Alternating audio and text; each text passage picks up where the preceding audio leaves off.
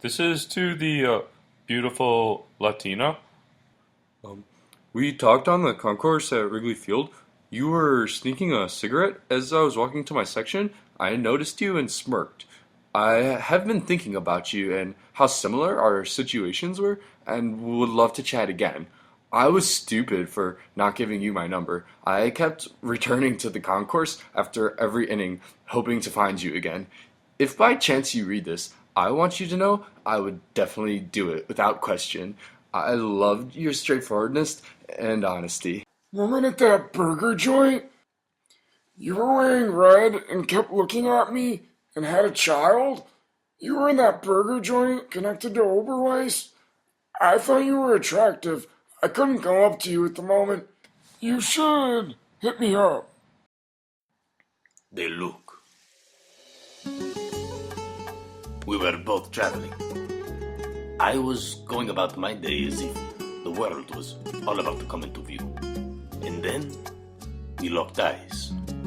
Not intentional by either of us, it just happened. Like a magnetic force field was placed in between our eyes for a moment and the world faded from view. Not sure how long we stared, but it was almost an eternity. Then you vanished. You, long, beautiful hair, enveloping a beautiful face and eyes that could melt stone.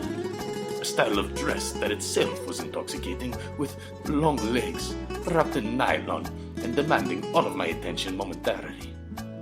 You may never get the chance to get to know me, but realize, for that moment, the future, it looked like a dream. May your aura forever haunt my dreams. Que sarà, sarà. Glenview said you had a cute haircut. Too bashful to say it was you who I thought were cute. My former student. Of course, I never tried anything overt with you. It would have just embarrassed both of us. I am considerably older and a professor and average looking, and so I imagine that you probably thought of me more as a father, mentor figure than as a potential lover. Whatever the case, there was so much connection and chemistry between us, both in class and in my office hours. Not simply because you're pretty, although that's obviously true, but also because you're smart, funny, and curious.